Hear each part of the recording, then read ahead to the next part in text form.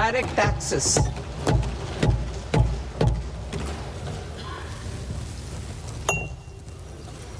Honorable Speaker, sir, I now present my proposals on direct taxes. New Income Tax Act. In July 2024, I announced a comprehensive review of the Income Tax Act 1961. This was completed in a record time, and the Income Tax Act 2025 will come into effect from 1st April 2026. The simplified income tax rules and forms will be notified shortly, giving adequate time to taxpayers to acquaint themselves with its requirements. The forms have been redesigned such that ordinary citizens can comply without difficulty. Ease of living.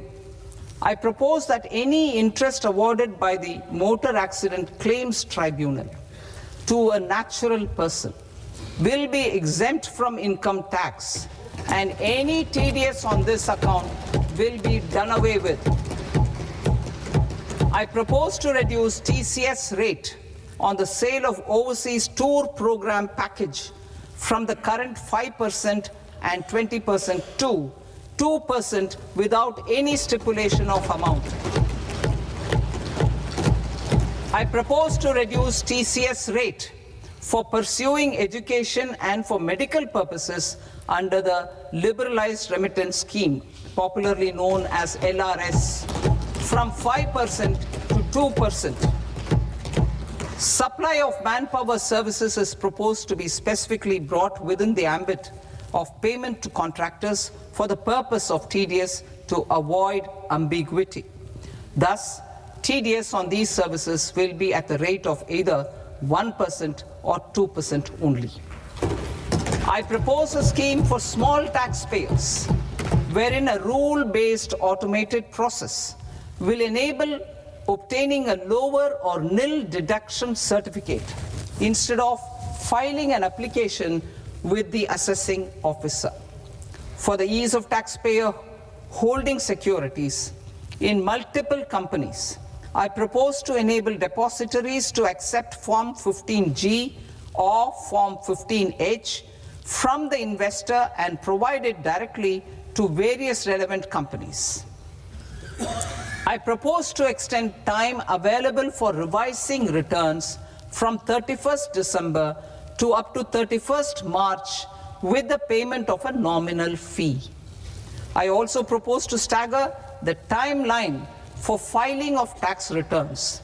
Individuals with ITR 1 and ITR 2 returns will continue to file till 31st July, and non-audit business cases or trusts are proposed to be allowed time till 31st August. TDS on sale of immovable property by a non-resident is proposed to be deducted and deposited through resident buyers and his or her PAN-based challan instead of requiring a TAN, which is a temporary accounting number. To address practical issues of small taxpayers like students, young professionals, tech employees, relocated NRIs, and such others, I propose to introduce a one-time 6-month foreign asset disclosure scheme for these taxpayers to disclose income or assets below a certain size. This scheme would be applicable for two categories of taxpayers, namely A, who did not disclose their overseas income or assets, and B, who disclosed their overseas income and or paid due tax but could not declare the asset acquired. For category A, the limit of undisclosed income or asset is proposed to be up to 1 crore rupees. They need to pay 30% of fair market value of asset or 30% of undisclosed income as tax and 30% as additional income tax in lieu of penalty, and would thereby get immunity from prosecution.